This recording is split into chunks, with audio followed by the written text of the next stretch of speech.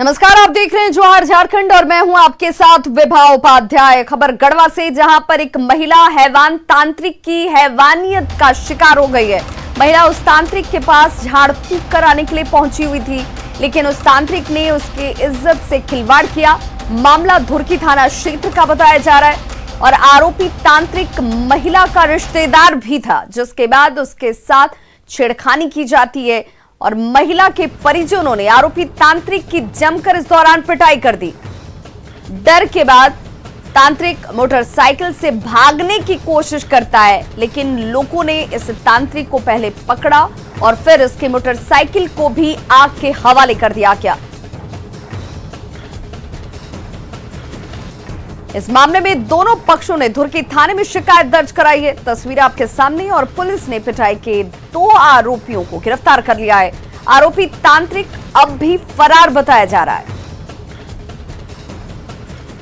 पारिवारिक विवाद था, जिसके अंदर मारपीट हुआ है जी, है ना। मारपीट के दौरान 2 व्यक्तियों को गिरफ्तार किया गया है। 2 लोगों को सर, 2 लोगों को गिरफ्तार करके जेल भेजा जा रहा है। गिरफ्तार किया गया है। मामला पारिवारिक विवाद था सर उन लोगों का। हाँ, दोनों रिश्तेदार थे आपस में, है ना जी। एक पार्टी फरंदे के रहने वाले थे जी। हाँ, दुर्गी अंतर्गत गाँव के थे।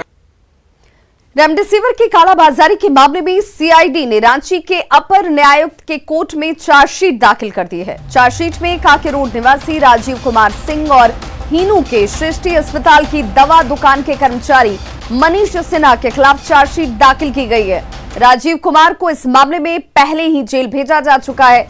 राजीव कुमार की कार से रेमडेसिविर की 5 सुई बरामद की गई थी। उधर मनीष सिन्हा पर आरोप है कि उनके रजिस्टर में सृष्टि अस्पताल के 2 मरीजों को रेमडेसिविर देने की बात सामने आई, लेकिन दोनों मरीजों की मौत हो गई थी। जांच में यह खुलासा भी हुआ कि दोनों में से किसी भी मरीज को रेमडेसिविर का इंजेक्शन दिया ही नहीं गया। रेमडेसिविर के ये इंजेक्शन मेडिसिन पॉइंट्स के संचालक राकेश रंजन को कालाबाजारी के लिए उपलब्ध कराए गए थे और इस केस में रांची के ग्रामीण एसपी नौशाद आलम और मेडिसिन पॉइंट के संचालक राकेश रंजन को सरकारी गवाह बनाया गया है। ये बिना हाईएस्ट अथॉरिटी के इन्वॉल्व हुए ये पॉसिबल नहीं होगा। रेमडेसिविर की सप्लाई उस समय सिर्फ हॉस्पिटल्स, नर्सिंग होम में थी। उसके बाद ये वहाँ से मेडिसिन्स का डाइवर्ट होना, प्राइवेट हाथ में जाना और वहाँ से ब्लैक मार्केटिंग होना, इसका ये तो हमको लगता है कि बट हम ये तो आना ही चाहिए और आएगा। रांची सांसद संजय सेठ ने दिल्ली में केंद्रीय भारी उद्योग मंत्री प्रकाश जावड़ेकर से मुलाकात की है और रांची के हैवी इंजीनियरिंग कॉरपोरेशन HEC में स्थायी CMD को नियुक्त करने की मांग की गई है। अभी यहाँ अस्थायी CMD काम कर रहे हैं। संजय सेठ ने कहा कि अस्थायी CMD होने से बेहतर तरीके से काम होगा। केंद्रीय मंत्री प्रकाश जावड़ेकर ने उन्हें जल्द स्थायी CMD की बहाली का भरोसा दिया है।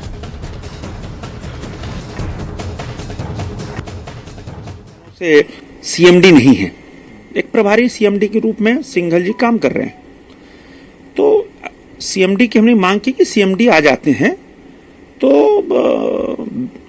फैक्ट्री को चलाना बेहतर होगा। तो माननीय प्रकाश जावड़ेकर जी ने कहा कि हाँ, हम जल्दी CMD देंगे। CMD देना था, किंतु पहली कोविड की लहर, दूसरी लहर, तो उसने कहा उसी में हम सबको दिक्कत हो गई। रामगढ़ के दामोदर नदी में मगरमच्छ मिलने से हड़कंप मच गया। कुछ लोग रामगढ़ के शास्त्री नगर CCL पानी टंकी के पास मछली पकड़ रहे थे। तस्वीरें देखिए आपके सामने है। दामोदर नदी में मगरमच्छ मिलने के बाद जो मछुआरे यहां पर मछली पकड़ने के लिए पहुंचे हुए थे, वो अपने जाल को छोड़कर यहां से फरार हो जाते हैं। लोगों ने फिर नदी में ही मगरमच्छ को छोड़ दिया है।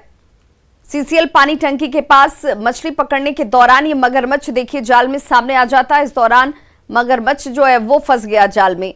कुछ देर बाद मछली पकड़ने वालों ने मगरमच्छ को एक बार फिर से नदी में छोड़ दिया, लेकिन अब लोग डर की वजह से नदी के किनारे नहीं जा रहे। स्थानीय लोग ये बता रहे हैं कि पहली बार दामोदर नदी में इस तरीके से मगरमच्छ देखा गया है।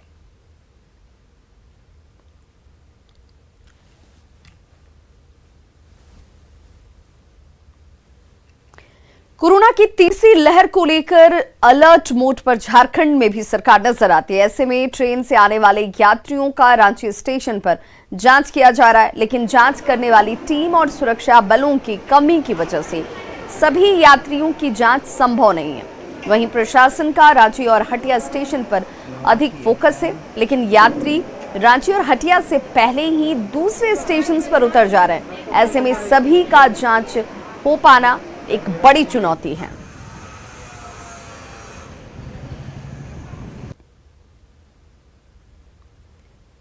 रांची स्टेशन पर जांच टीम की सदस्य प्रियंका बताती हैं कि मैन पावर की कमी की वजह से सभी यात्रियों का टेस्ट संभव नहीं हो पाता। सुरक्षा बलों की भी काफी कमी है। हमारा जो टीम है ना 15 लगा हुआ है, ठीक है। 15 जगह पे बूथ को डिवाइड कर दिया गया है। जो बाहर से ट्रेन आती है, जो दूसरे डिस्ट्रिक्ट से आते हैं, उनका टेस्ट हम लोग करते हैं। आरटीपीसीआर और एंटीजन दोनों होता है।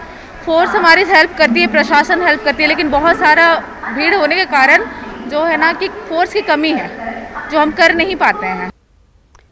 वहीं उपायुक्त का कहना है कि कोविड की तीसरी लहर को देखते हुए प्रशासन अलर्ट मोड पर है और इसे देखते हुए स्टेशन पर जांच अनिवार्य किया गया है। उन्होंने ये भी कहा कि जांच टीम की संख्या बढ़ाई जा रही है ताकि सभी के टेस्ट संभव हो पाएं।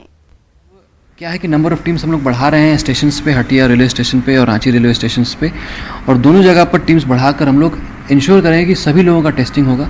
और अगर वो पॉजिटिव पाए जाते हैं तो उनको निकटतम जो खिलगांव में हमारा जो आइसोलेशन वार्ड है वहाँ पर रहेंगे, और अगर वो नेगेटिव पाए जाते हैं तो उनको संबंधित जिला में भेजा जाएगा। झारखंड में कोरोना के केसेस कम होने के बाद भी कई गतिविधियां अभी प्रतिबंधित हैं, जिसे आप नहीं कर सकते हैं, जिनमें बसों का परिचालन भी शामिल है। राज्य में या फिर राज्य से बाहर दूसरे राज्यों के लिए बस सेवा पर फिलहाल रोक लगाई गई है, लेकिन इसके बावजूद कुछ ट्रांसपोर्टर्स जो हैं वो बसों का परिचालन भी कर रहे हैं, जिनमें से कुछ बसों पर कार्रवाई भी की गई है।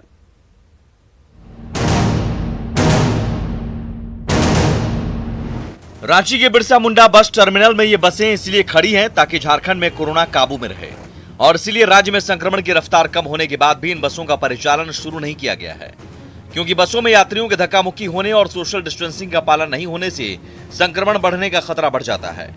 ऐसे में यातायात के लिए छोटी गाड़ियों जैसे ऑटो कैब को तो मंजूरी दी गई है, लेकिन बसों के चक्के पर अब भी ब्रेक लगे हैं। लेकिन कुछ ट्रांसपोर्टर्स नियमों को ताक पर रखकर बसें चला रहे हैं, जिन पर अब शिकंजा कसना शुरू हो गया है। हम लोगों ने समय समय काफ़ी बसें पकड़ी गई हैं, उन पर केस भी हुआ और फाइन भी कलेक्शन किया गया। बसें पकड़ी जाती हैं तो उनमें जो फाइन जो निर्धारित है वो फाइन तो होता ही है, प्लस इन संबंधित इंसिडेंट कमांडर के द्वारा जो आपदा प्रबंधन के तहत जो प्राथमिकी दर्ज करनी है वो भी दर्ज की जाती है। चोरी छिपे राज्य में या बाहरी सीमाओं से होते हुए दूसरे राज्यों के लिए बसें चलने की सूचना पर परिवहन विभाग के सचिव ने अधिकारियों को तलब किया, जिसके बाद जिले के डीटीओ एक्शन में आ गए हैं और अकेले रांची के ओरमांझी, बीआईटीओपी, बूटी मोड़ और खेलगांव इलाके से 10 बसों को पकड़ा गया है, जिन पर जुर्माना लगाने के साथ ही आपदा अधिनियम के तहत केस भी दर्ज किया गया है। जो हमारे मोटर व्हीकल इंस्पेक्टर्स हैं एवं ट्रैफिक एसपी, उनके सहयोग से लगातार औचक निरीक्षण किए जा रहे हैं। कुछ गाड़ियां पकड़ी भी गई हैं, फाइन भी किए गए हैं, एफआईआर भी किए जा रहे हैं, और आने वाले समय में भी निरंतर निगरानी रखेगी। और मैं सभी ट्रांसपोर्टर से अनुरोध करूंगा कि जो राज्य सरकार की जो स्टेट एग्जीक्यूटिव कमेटी की जो रूल्स हैं उसको फॉलोअप करें। जब्त कई बसों में झारखंड से यूपी, बिहार और बंगाल के लिए परिचालन हो रहा था, और अवैध रूप से चल रही इन बसों में यात्रियों से अधिक किराया भी वसूला जा रहा था। ऐसे में अब डीटीओ को बसों के परिचालन पर विशेष निगरानी और कार्रवाई का निर्देश दिया गया है। Om Prakash, news 18, Ranchi. Godda railway station link fail होने की समस्या से लगातार जूझ रहा है और यात्रियों को इससे भारी परेशानी हो रही है। लिंक फेल होने की वजह से न तो टिकट कट पा रहे हैं और न ही टिकट कैंसिल हो रहा है। आपको बताते चले, कई यात्री दूर दराज से टिकट कैंसिल कराने के लिए स्टेशन पर बार बार चक्कर लगाने को मजबूर हैं, लेकिन लिंक फेल होने से इनका काम हो नहीं पा रहा। अगर टिकट कैंसिल नहीं होता है तो इससे यात्रियों को हजारों का नुकसान उठाना पड़ रहा है। क्या परेशानी? टिकट हम लोग कैंसिल कराने आए, कल से दिन भर परेशान होकर गए, आज भी आए तो आज भी बोल रहे हैं लिंक नहीं है। कब टिकट कराए थे ये? 22 तारीख। कहाँ से किए थे? यहाँ 10 डिस्ट्रिक्ट सिकंदराबाद के लिए। इसी काउंटर पे? हाँ, इसी काउंटर। कोरोना की वजह से चतरा के प्रसिद्ध मां भद्रकाली मंदिर पिछले 22 अप्रैल से ही आम श्रद्धालुओं के लिए पूरी तरह से बंद है। अब इसका असर मंदिर की आय पर पड़ रहा है, क्योंकि मंदिर में श्रद्धालु नहीं आ रहे और इस वजह से दान नहीं मिल रहा। मंदिर के आसपास के दुकानदारों की स्थिति बेहद खराब है। श्रद्धालुओं के नहीं आने की वजह से प्रसाद की बिक्री नहीं हो रही। सभी ने सीएम से गाइडलाइन में थोड़ी राहत देने की अपील की है और भरोसा दिलाया है कि सोशल डिस्टेंसिंग का पालन किया जाएगा। किया जा सकता, मंदिर बंद है, हम लोगों का खेती गृहस्थी से मंदिर ही है और इधर बच्चों को पढ़ाई के लिए भी कमजोरी पड़ रहा है, इधर रोजगार नहीं मिल रहा है, जिसके चलते जो है मतलब कि हम लोग परेशान हैं। पलामू में टैलेंट होने के बावजूद बुनियादी सुविधाओं के अभाव में खिलाड़ी सही से प्रैक्टिस नहीं कर पा रहे। स्थिति यह है कि पलामू के मेदिनीनगर में एक भी स्टेडियम नहीं है, ना कोई रनिंग ट्रैक और ना कोई इंडोर सुविधाएं, और इस वजह से जिले के महिला खिलाड़ियों को खुले मैदान में ही प्रैक्टिस करना मजबूरी है। प्रैक्टिस के दौरान गाड़ियां इधर उधर गुजरती भी हैं, जिससे बार बार इन जो खिलाड़ी हैं उनका ध्यान भटकता है और वो सही तरीके से प्रैक्टिस नहीं कर पाते। तो वहीं महिला खिलाड़ियों को ट्रेनिंग देने वाली ट्रेनर और सीनियर प्लेयर रेशमा कहती हैं कि यहां पर सुविधा का अभाव है और ऐसे खुले मैदान में प्रैक्टिस कराना और करना बेहद मुश्किल है। खिलाड़ियों को घायल होने का डर हमेशा बना रहता है। बहुत मुश्किल होता है बच्चे को प्रैक्टिस करने में। वो लोग करते तो है लेकिन इतना डिस्टरबेंस होता है। यहाँ फुटबॉल होता है, क्रिकेट होता है, सारा गेम इसी में होता है, इससे हमारे बच्चे लोग प्रॉपर प्रैक्टिस नहीं कर पाते। वो लोग को बहुत प्रॉब्लम होता है। रांची के और मांझी में भगवान बिरसा जैविक उद्यान में अनोखे अंदाज में 3 शावकों का नामकरण किया गया। इन शावकों के नाम दक्षिण भारत की 3 नदियों के नाम पर रखे गए हैं, जिनमें कृष्णा, कावेरी और ताप्ती इन शावकों के नामकरण हुए हैं। इन तीनों शावकों को उद्यान की बाघिन अनुष्का ने 17 अप्रैल 2020 को जन्म दिया था। अनुष्का को नेहरू जूलॉजिकल पार्क हैदराबाद से 1 मार्च 2016 को भगवान बिरसा जैविक उद्यान में लाया गया था। अनुष्का ने 2.5 साल पहले 3 शावकों जिसमें लक्ष्मी, सरस्वती और गौरी को जन्म दिया। वर्तमान में उद्यान में 9 बाघ, 4 शेर और 8 तेंदुए हैं।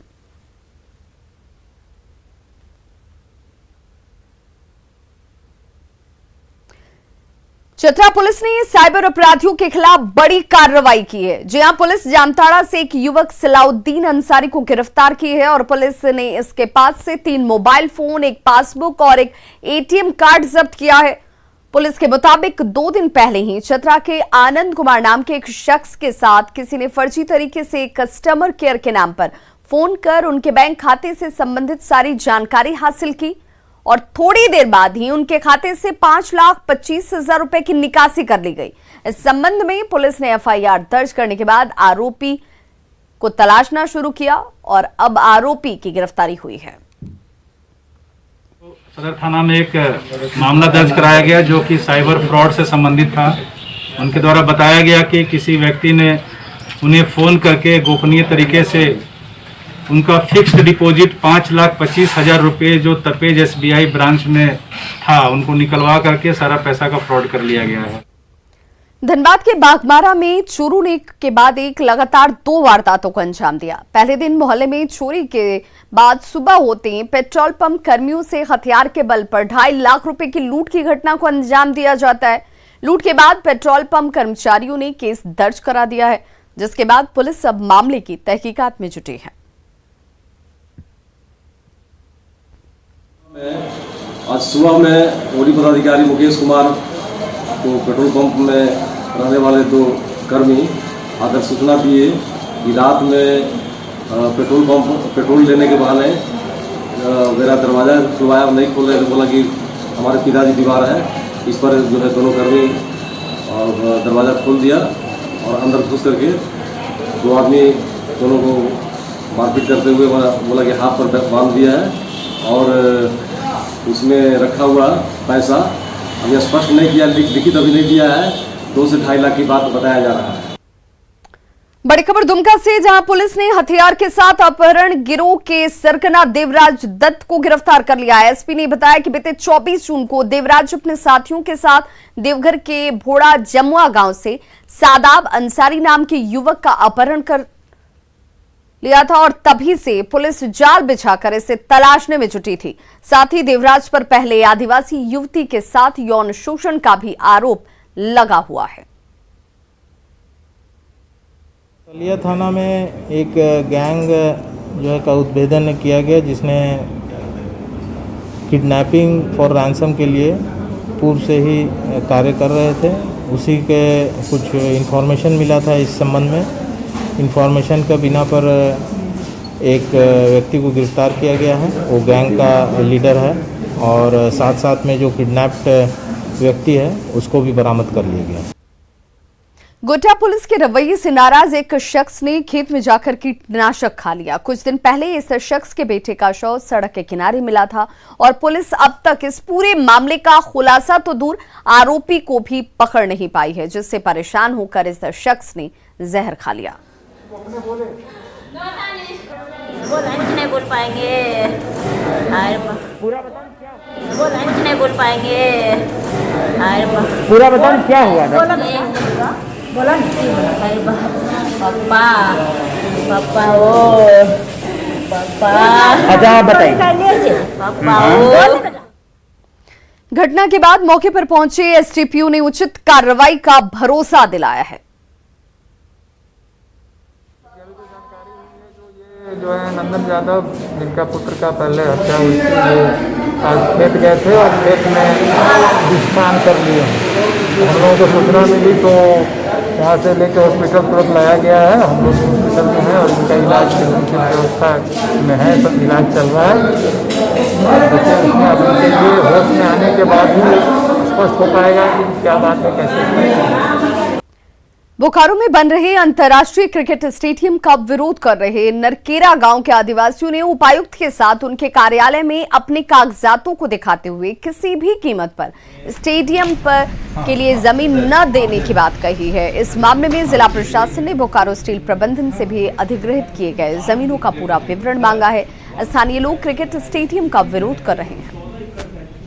हम वहाँ का रैयत हैं, वहाँ खेती बाड़ी करके खा रहे हैं, इसीलिए खा लिया है। स्टेडियम बनने से क्या तकलीफ होगा? अभी तकलीफ यही होगा कि हमारा बाल बच्चा क्या होगा, हम सबका बाल बच्चा क्या होगा, वहाँ का रैयत का बाल बच्चा क्या होगा। इस चीज के विषय में डीसी साहब और एमडी साहब सोचे। वासी हैं और हम ही लोगों का जगह में स्टेडियम बनाया जा रहा है। वो पहले बोले थे कि वहाँ बीएसएल एक बार जमीन लिए थे, वो बोले थे कि हम कुछ नहीं करेंगे तो फिर ये तुम लोग का हो जाएगा, मतलब तुम लोग इसमें खेती बाड़ी कर सकता है। हम लोग खेती बाड़ी कर रहे हैं, अभी अचानक से बोला कि स्टेडियम बनेगा। ये कहाँ का न्याय है? स्टेडियम बनेगा तो ये तो पहले नहीं लिखा हुआ था। पहले तो बोला था कि कुछ प्लांट बनेगा, आप ही लोगों का बेनिफिट होगा। स्टेडियम बनेगा तो हम लोग का क्या बेनिफिट होगा इसमें? कोरोना संकट में रांची में उपायुक्त ने निजी स्कूलों में ट्यूशन फीस में बढ़ोतरी नहीं करने के निर्देश दिए हैं, लेकिन निजी स्कूलों की खस्ता हालत की दुहाई देते हुए स्कूलों की सहोदया कमेटी ने उपायुक्त से मुलाकात कर इस फैसले में बदलाव करने की मांग की है। कोरोना संकट की वजह से चरमराई आर्थिक व्यवस्था में अभिभावकों की गुहार पर रांची के डीसी ने निजी स्कूलों की मनमानी पर रोक लगाने के लिए एक निर्देश जारी किया था, जिसमें शैक्षणिक सत्र 2021-2022 में शुल्क में किसी प्रकार की बढ़ोतरी नहीं करने की बात कही थी। लेकिन डीसी के इस निर्देश से निजी स्कूल प्रबंधन परेशान है। ऐसे में सीबीएसई के निजी स्कूलों की सहोदया कमेटी ने रांची के उपायुक्त से मुलाकात कर अपनी परेशानी सुनाई, निर्देश पर पुनर्विचार करने की अपील की है। हम लोग हमारा कष्ट बताया, जो अभी शिक्षक को हम लोग पूरा तनख्वाह नहीं दे पा रहा है और पिछले साल से हम लोग झेल रहे हैं, तो उन्होंने बताया हम उचित कार्रवाई करेंगे। एनुअल फीस में अभी तो निर्णय कोर्ट का तरफ से आ गया, सुप्रीम कोर्ट का जो 3 मई का ऑर्डर आया, जो वर्डिक्ट आया, उसमें बताया गया पिछले साल की जो एनुअल फीस है उसका 85% स्कूल ले सकता है, 15% प्रो राटा रेशियो में उसको नहीं लिया जाएगा, वेव अप किया जाएगा।